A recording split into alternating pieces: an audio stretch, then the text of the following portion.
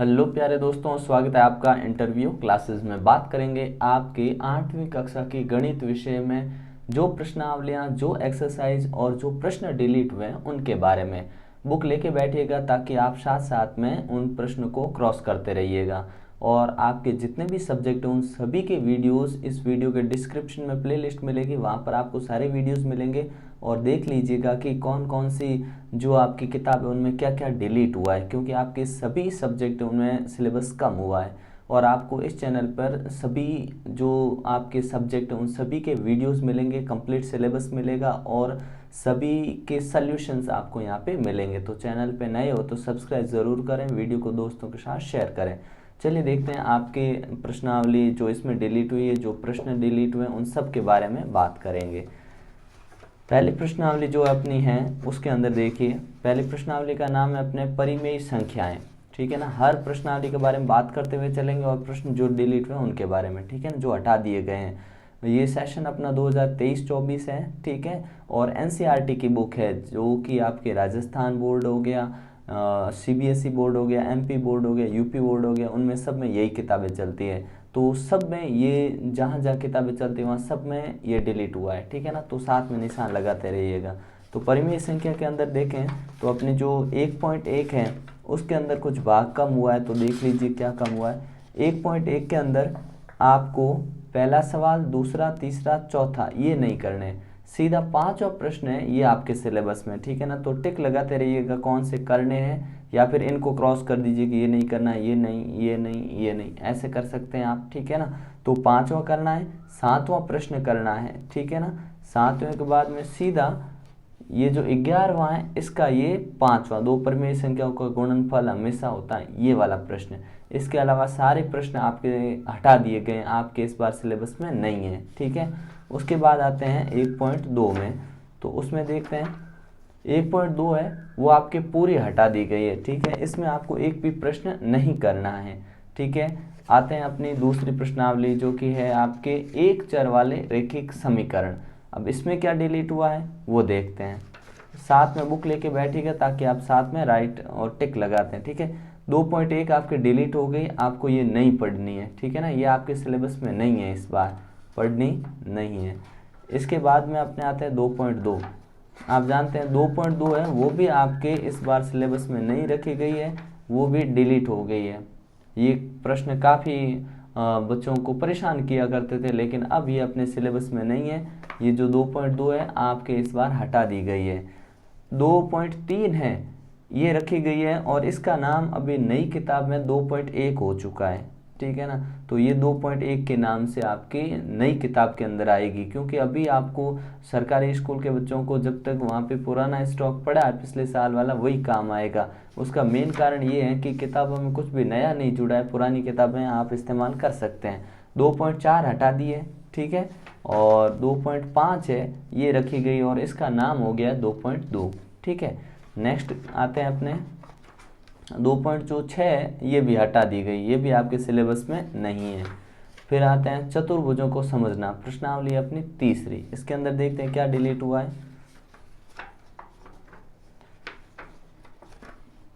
इसके अंदर अपने जो 3.1 है, 3.1 के अंदर पहला प्रश्न है सिलेबस में, टिक लगा दीजिएगा। फिर अपने दूसरा और तीसरा ये डिलीट है, नहीं पढ़ने आपको, ठीक है। और फिर चौथा सवाल नहीं पढ़ना आपको, ठीक है ना। चौथा ऊपर दिख रहा होगा सबसे ऊपर चौथा सवाल। फिर 5वां है, ठीक है ना, 5वां सवाल है, छठा हटा दिया, 7वां क्वेश्चन हटा दिया है, ठीक है ना। ये साथ में निशान लगाते रहिएगा 3.1 के अंदर, ठीक है। फिर आते हैं 3.2। तो 3.2 के अंदर आपको एक चौथा सवाल जो है ये इसमें सारे ही करने हैं, ठीक है ना। ये चौथा यूं ही किया हुआ, ये सारे करने हैं। 3.2 आपके पूरी है, इसमें कुछ भी डिलीट नहीं है, ठीक है। अब आते हैं नेक्स्ट पे जो कि अपने हैं 3.3। तो 3.3 में आपको ये सारे सवाल करने हैं और पूरी है 3.3, ठीक है। कोई भी क्वेश्चन इसमें डिलीट नहीं है, 3.3 पूरी करनी है, ठीक है। 3.4 भी आपके पूरी है। कहने का मतलब 3.1 में अगर कोई परिवर्तन हुआ तो साथ में टिक लगाइएगा, क्योंकि आपके जो परिवर्तन हुए उनके बारे में बात कर रहे हैं हम, ठीक है ना। तो 3.1 में जो क्वेश्चन डिलीट बताएं वो आपको नहीं पढ़ने, बाकी पूरी प्रश्नावली सेम है, कोई भी परिवर्तन नहीं है।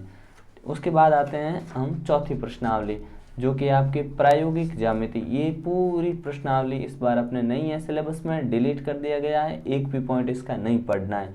चौथी प्रश्नावली डिलीट है, ठीक है। फिर आते हैं पांचवी पे। पांचवी जो है आंकड़ों का प्रबंधन, ठीक है ना, आंकड़ों का प्रबंधन। अब इसका नया नाम क्या हो गया है, चौथी प्रश्नावली। अब ये चौथी बन चुकी है, क्योंकि जो चौथी थी वो हटा दी, तो पांचवी नई किताब के अंदर ये चौथी बन चुकी है। और इसमें क्या क्या है देखिए, 5.1 जो है पूरी हटा दी गई है। 5.1 के ये जितने भी सवाल थे सारे हटा दिए गए हैं, आपको इस बार नहीं पढ़ने हैं। उसके बाद में 5.2 है उसका नाम 4.1 हो चुका है, ठीक है ना, और इसके सारे प्रश्न आपको करने हैं, इसमें कुछ भी डिलीट नहीं है। तो 5.2 आपको पूरी करनी है, और नई किताब के अंदर इसका नाम 4.1 है, ठीक है, कोई दिक्कत नहीं। आते हैं नेक्स्ट 5.3 पर, जो कि है अपने ये, ठीक है ना, ये आपको पूरी करनी है, इसमें कोई प्रश्न डिलीट नहीं है, ठीक है। नया नाम इसका 4.2 है, ठीक है ना। तो 5.3 आपके सिलेबस में है, ठीक है। नेक्स्ट जो अपनी प्रश्नावली है अगली, वर्ग और वर्गमूल, छठी, ठीक है ना। अब इसका नया नाम क्या हो गया, इसका नया नाम पांचवी प्रश्नावली हो गया, ठीक है ना, ध्यान रखिएगा। और इसके अंदर देखिए आपको क्या पढ़ना है क्या नहीं पढ़ना है, ठीक है ना। तो जो छठी प्रश्नावली है उसके अंदर अपने 6.1, इसमें कोई परिवर्तन नहीं है, पूरी पढ़नी है आपको, ठीक है। 6.2 पूरी पढ़नी है आपको, ठीक है। और जो 6.3 है वो भी आपको पूरी करनी है। और इसके बाद में आते हैं अपने 6.4, ठीक है ना, ये भी पूरी करनी है। मतलब छठी प्रश्नावली में आपके एक भी पॉइंट डिलीट नहीं है, ये आपको पूरी पढ़नी है, ठीक है। आते हैं नेक्स्ट सातवीं प्रश्नावली पे। सातवीं जो है इसमें आपके देखिए कि सातवीं घन और घनमूल, ठीक है ना, इसमें 7.1 पढ़नी है पूरी, ठीक है। इनके जो 4 प्रश्न है पूरे सही है, ठीक है, कब पूरे करने हैं। इसका नया नाम 6.1 हो चुका है, ठीक है। तो 7.1 आपको पढ़नी है और 7.2 भी पढ़नी है, ठीक है ना, ये ध्यान रखिएगा। फिर है राशियों की तुलना, ये है अपने 8वीं प्रश्नावली, और इसका नया नाम अब हो चुका है 7वीं, ठीक है। इसके अंदर क्या पढ़ना देखिए, जो अपने 8.1 है उसमें आपको सिर्फ एक सवाल करना है, ठीक है। 8.1 इसका नाम हो चुका है अपने 7.1, ठीक है। और इसके अंदर आपको एक सिर्फ छठा प्रश्न करना है, बाकी सारे प्रश्न जो है ये हटा दिए गए हैं, ठीक है ना। ये सारे प्रश्न हैं ये डिलीट कर दिए गए हैं, ये आपको नहीं पढ़ने हैं। उसके बाद में आते हैं 8.2 पे। तो इसमें ध्यान से निशान लगाइएगा 8.2, इसमें पहला दूसरा तीसरा चौथा पांचवा ये चारों प्रश्न हटा दिए, इसका नया नाम 7.2 है, ये चारों प्रश्न हटा दिए। और पीछे पांचवा भी डिलीट है, छठा है आपके, सातवां नहीं करना है, आठवां है, नौवां है, 10वां है, 11वां है, ठीक है ना। तो ध्यान रखिएगा इसमें 6 सवाल हटा दिए गए, 1 से 5 तक और फिर 7वां, ठीक है ना, इसका ध्यान रखेंगे। लाभ हानि वाले प्रश्न है वो हटा दिए गए हैं, ध्यान रखना, ठीक है। आते हैं अपन 8.3 पे। 8.3 में क्या कम हुआ है देखिए, 8.3 इसका नया नाम हो गया 7.3, ठीक है ना, क्योंकि बीच में से एक प्रश्नावली डिलीट कर दी उसकी वजह से 7.3। तो इसमें क्या डिलीट हुआ है देखिए, इसमें शुरू के सारे प्रश्न करने हैं, ठीक है ना, जो कि शुरू के सारे प्रश्न नहीं करने हैं, सिर्फ आपको पीछे वाले 3 प्रश्न करने हैं। कौन से, 10वां, 11वां, 12वां। तो फिर से ध्यान से निशान लगाइएगा क्या, कि आपको जो आपके 8.3 है उसके 1 से लगाकर 10 सवाल में 9 सवाल जो है वो नहीं करने हैं, 10वां, 11वां, 12वां ये 3 प्रश्न ही करने हैं। फिर से निशान ढंग से लगाइएगा 8.3 के अंदर, जो कि नया नाम इसका 7.3 है, ठीक है, इसके 1 से 9 सवाल आपको करना ही नहीं है, 10वां, 11वां, 12वां करना है, ठीक है। फिर देखते हैं 9वीं प्रश्नावली, जिसका नया नाम अभी 8वीं प्रश्नावली है। इसके अंदर देखते हैं क्या क्या आपने हटाया गया है। इसमें आपके 9.1 के अंदर आपको पहला दूसरा प्रश्न नहीं करना, ये हटा दिया, सिलेबस में नहीं है, ठीक है। फिर तीसरा चौथा है आपके, ठीक है, और नई किताब के अंदर ये पहला दूसरा हो चुका है सवाल, ठीक है। 8.1 इसका नाम है, ठीक है ना। अभी जो अपनी नई किताब आएगी उसमें ये 8वीं प्रश्नावली रहेगी, लेकिन उससे कोई फर्क नहीं पड़ता। आपके 9.2 यानी 8.2 है, उसके अंदर देखिए क्या डिलीट हुआ है। इसके अंदर आपको कोई भी प्रश्न ऐसा नहीं है जो छोड़ना है, सारे प्रश्न करने हैं, सारे आएंगे, ठीक है ना, कुछ भी डिलीट नहीं हुआ है। फिर आते हैं अपने 9.3 यानी 8.3, ठीक है। इसके अंदर आपको सारे प्रश्न करने हैं, कोई भी इसमें डिलीट नहीं हुआ है। फिर 9.4 में भी कुछ भी डिलीट नहीं है, ठीक है। और 9.5 है वो आपके पूरी हटा दी गई है, ठीक है। ये 9.5 पूरी हटा दी गई है, ये सवाल आपको नहीं करने हैं। 9वीं प्रश्नावली में इतना ही ध्यान रखना। आते हैं 10वीं प्रश्नावली, जो कि आपके सिलेबस से पूरी हटा दी गई है, ठीक है ना। ठोस आकारों का चित्रण, ये पूरी हटा दी गई है, आपको ये नहीं पढ़नी है, ठीक है। 10.1 वगैरह कुछ भी नहीं करना आपको, 10वीं प्रश्नावली खोलनी भी नहीं है। अब देखिए बीच में से आपके 5वीं हटा दी और 10वीं हटा दी, 2 हटा दी, तो प्रश्नावली जो है 2-2 अंक कम हो जाएगी आगे वाली। जैसे 11वीं है ना, तो ये अब 9वीं प्रश्नावली बन चुकी है, क्षेत्रमिति। ये अब इसका नया नाम क्या है, 9वीं प्रश्नावली, नई वाली किताब में, ठीक है। आपके पास पुरानी है, कोई दिक्कत नहीं है। तो क्षेत्रमिति में देखिए क्या क्या डिलीट हुआ है, क्या क्या पढ़ना है, क्या नहीं पढ़ना है। तो इसमें जो अपने 11.1 है ये पूरी हटा दी गई है, नहीं पढ़ना 11.1, ठीक है। फिर आपको 11.2 जो है वो आपके सिलेबस में है, वो आपको पढ़नी है, ठीक है। 11.2, ठीक है ना। नया नाम 9.1 है इसका, क्योंकि बीच में से 5वीं और 10वीं हटा दिए ना, इसलिए।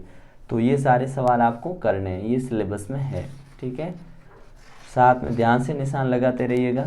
फिर आता है अपने 11.3।